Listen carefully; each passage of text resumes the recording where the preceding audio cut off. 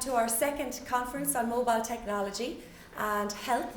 We're absolutely thrilled and delighted that so many of you could come. I know there's a few still to arrive during the day. We're really delighted to welcome so many fantastic speakers here today. We have a great lineup and promises to be a very stimulating and interesting day. We have a very mixed group from very different backgrounds speaking and also in attendance here today. And it is the very nature of mobile technology that there is no one discipline that is expert in it. It's very much a multidisciplinary endeavour, and that's one of the things that makes it so exciting and interesting to work in. So today's conference is hosted by our mobile health research group here in NUIG Galway. It's a very multidisciplinary group we've set up about 18 months ago. We're working on a variety of projects with a variety of different groups. And you're going to hear little bits about those throughout the day today. Given that even though many of us are working in this area, or interested in this area, or using this technology, it's always good to remind ourselves of the new and ever-emerging terms: mobile health, digital technology, digital health, and so on. But the mobile element usually refers to something portable that's linked to health or health behaviours. Everything that we're already using, the mobile phones, tablets and so on, the wearable devices. So this area of research encompasses all of these devices. We are increasingly aware of how the mobility of these devices and how they can link to health and health behaviours are pervasive in society. And one of the interesting things about these devices is that they've been largely driven by the consumer. Technology has run ahead of the healthcare service. Consumer is driving what the demand is in many occasions. And this has led to somewhat of a mismatch between what service delivery is doing and what's happening in relation to the public use of such devices. And as far back as 2011, the World Health Organization looked at the place of mobile devices in health, and they concluded that there was a lot of apps and other devices being used without any good quality evidence for them. Now, as we know, we wouldn't give people a pill to manage their health if there wasn't evidence for its efficacy. And more recently, the unregulated use of these apps is something that has been more closely scrutinised, to the point where healthcare providers have asked for guidance on this. And just as recently as last month, the Irish Medical Organisation asked for guidance were there apps they could prescribe or recommend in their service delivery and their general practice, and that there's a lot of unknown about these and a lot of fear around the use of them, particularly around privacy and data security. And so we're going to hear talk about this later also. So the EU has grasped the nettle firmly, and just last month they had an open stakeholders meeting to discuss this, and they brought together a very expert multidisciplinary group from all over, and they painted their vision for what they see, how they see mobile technology and technology in general being embedded into the healthcare system. They want to have devices or apps or interventions that can be recommended that are safe and that are proven to work and that are user-friendly. And in their draft guidelines that they have just produced, they gave examples of ways that this might develop. Now, any of us looking at this straight away can say, oh, well, I have no expertise in any one bit of this. There's a lot of technical stuff there, so we have a lot of people from app development companies and so on here today. The safety, the security, all of those issues, any legal issues around their use. And then the impact. What do the users think? So using a person-centred approach, and Leanna Morrison is going to talk about that today. And then what about behaviour change? What outcomes are we looking for? And so we have experts in behaviour change here to talk about that today. So one thing that really strikes you is how important it is to bring all of the key stakeholders together, starting with the user, the person, looking at the problem, the health problem, looking at the legal security issues, working with the technical people. So it's a very exciting opportunity for multidisciplinary people to work together. And of course, we have to give the kudos as well to the academics, who often bring together a lot of the research projects that will provide the necessary evidence base.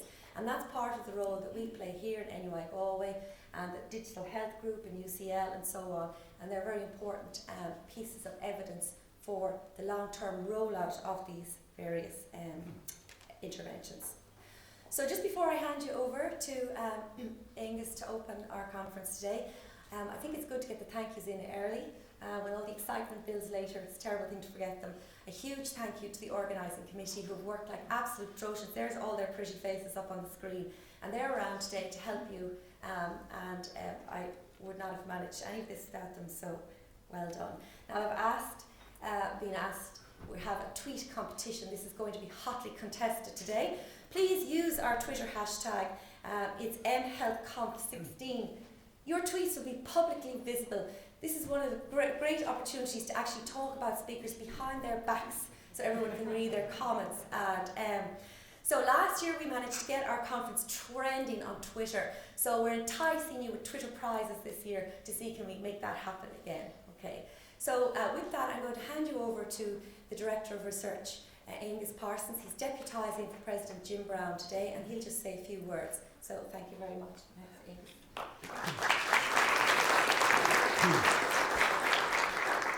Thank you, Jane. Deputising indeed, last minute, and I think it's because Jane said, "Oh, Aengus, I know him, I'll ask him to stand in." Giagriv agus Fáilte an Armagin Oldschool here in Gallup. Ladies and gentlemen, good morning and welcome to NUI Galway. I'd like to extend a particular warm welcome to our guests and speakers from the US, Canada and the United Kingdom. It's a great pleasure to be here this morning on behalf of NUIG President Dr. Jim Brown to welcome you and to officially open the second annual conference on behavioural science and mobile technology. President Brown extends his apologies. He had to change his schedule at the last minute and thus I'm taking up the mantle. The mHealth conference, organised by the mHealth Research Group under the direction of Jane Walsh, is the first of its kind in Ireland. After a very successful event last year, the conference serves to showcase some of the cutting-edge international research in the area of mHealth, the term used for the practice of medicine and health supported by mobile electronic devices. mHealth research encompasses a range of topics including increased access to healthcare and health-related information, improved ability to diagnose and track disease, more timely and actionable public health information, and expanded access to medical education and training for health sector workers. Today's conference promises an interesting and stimulating lineup of speakers.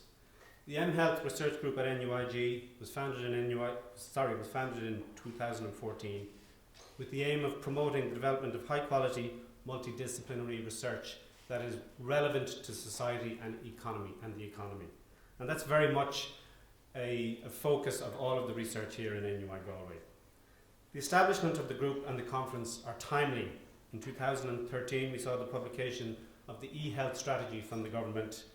In 2015 we saw the introduction of the first system-wide individual health identifiers and a promise to roll that out within 5 years. And the European Commission has endorsed the need for an emphasis on e-health in its recent country-specific recommendations to Ireland. Already the mHealth Group has enjoyed some success with funding from the Irish Research Council, Enterprise Ireland, the College of General Practitioners and the NUIG Galway Hardiman Foundation. It has been part of 6 Horizon 2020 ICT bids in the last year.